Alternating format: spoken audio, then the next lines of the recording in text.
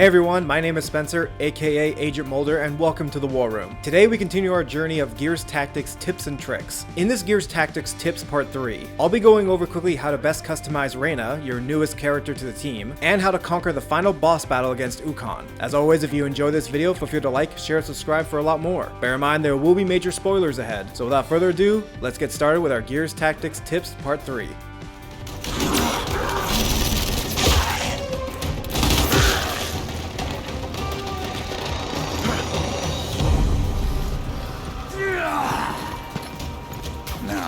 Let's get this done.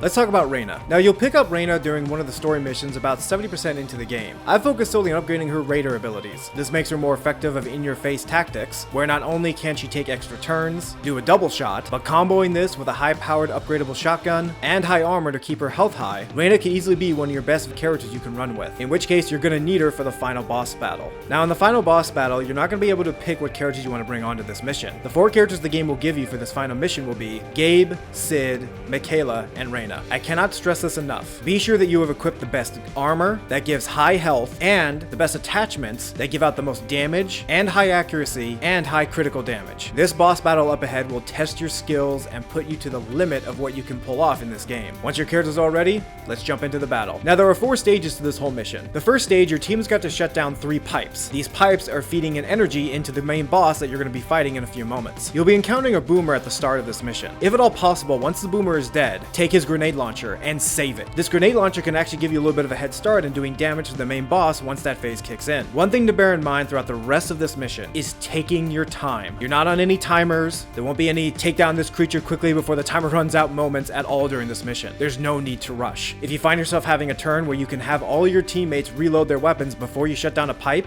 do it. Especially on the 3rd and final pipe, make sure your entire team has all their guns fully reloaded, because the moment you shut down that pipe, the main boss battle will begin. When the boss battle finally starts, your team will be separated into teams of 2. Mikayla and Sid will be together, and Reina and Gabe will be together. Throughout the course of this battle, the Hydra will take position on one of the central platforms that each team is based on, while also at the same time, you're going to be encountering constant enemy reinforcements. There will be no end to these enemy reinforcements. Once a group enters, you'll have between 1 to 2 turns to take them all out before the next wave comes in. If you do not take out these enemies when they show up, you will quickly find yourself being overwhelmed to where the boss itself will be the least of your worries. Now the best way to conquer this mission is to have each soldier on each team have one job only to do. For example, for Sid and Mikayla, I had Mikayla focus on doing damage to the boss whenever she can, especially with her high-powered sniper rifle with precision shots. When she does a critical hit, it does massive damage to the boss. Sid will be running defense for me, taking out any grunts that show up on the map. Now when it comes to Gabe and Raina, Reina was my defender, while Gabe was the one doing damage to the boss. Oh, and another thing I forgot to mention at the start is make sure that every single character has a frag grenade to use, including Gabe. If you've been upgrading Gabe with his surgeon and medic abilities, he will have enough skills to where he can not only heal himself, but his allies on multiple different skills. So taking on a stem grenade will not be needed. These grenades will seriously save your life during some of the most intense moments on this mission. Now once you're about a few turns into this boss battle, the Hydra will begin to deploy its rockets. Each character will have their own missile locked onto them. Anything caught within this blast radius will be dealt heavy damage. Although this may be taxing throughout this boss battle dealing with those missiles and enemy reinforcements, you can actually use these missiles to your advantage. If you keep your troopers relatively close to the main doors, while also deploying Overwatch and throwing frag grenades, killing off the enemies as they come in, you can actually use those rockets as a good barrier of defense. If, for example, you have a few shots left to take, but you also have some enemies already caught within the blast radius of these missiles, leave that area and focus your fire on the Hydra. You don't need to worry about those enemies, because before they can make their move, the missiles will come down first. But as always, make sure you have one soldier dedicated to fighting the Hydra,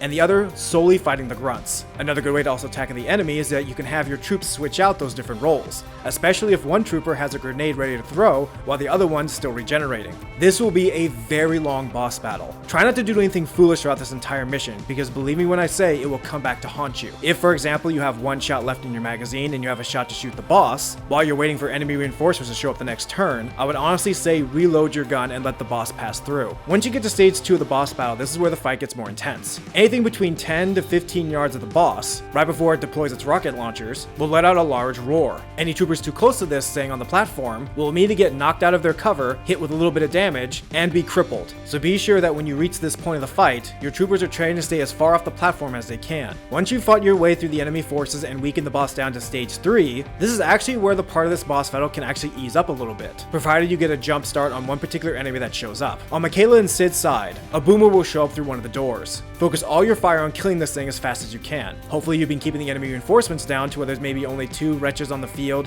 if anything's left on the field at all. Once the boomer is dead, make sure one of your characters picks up the grenade launcher and wait for the boss to show up. Do not waste any of those shots at enemy reinforcements if they show up. Have your secondary character, either Sid or Mikayla, take them out. When the boss then shows up on Sid and Mikayla's side, fire 2 grenade launcher shots directly at the boss. This will do massive damage and easily knock the boss's health down to just a sliver left. Once you reach that very tiny bit of health left on the enemy boss, drop whatever it is you're doing and have all your soldiers on whatever side the boss shows up on open fire on its face. By this point, this is where there's going to be more boomers and zealots showing up. This will be the final stage of this fight and the final push. Once you're down to that little bit of health left on the enemy boss, have your 2 soldiers open fire on whatever side he shows up on and finally finish this pain in the ass but very satisfying final kill on this boss. Once he's down, you'll be treated to a pretty cool action cutscene, and that's it. You've finally beaten Gears Tactics.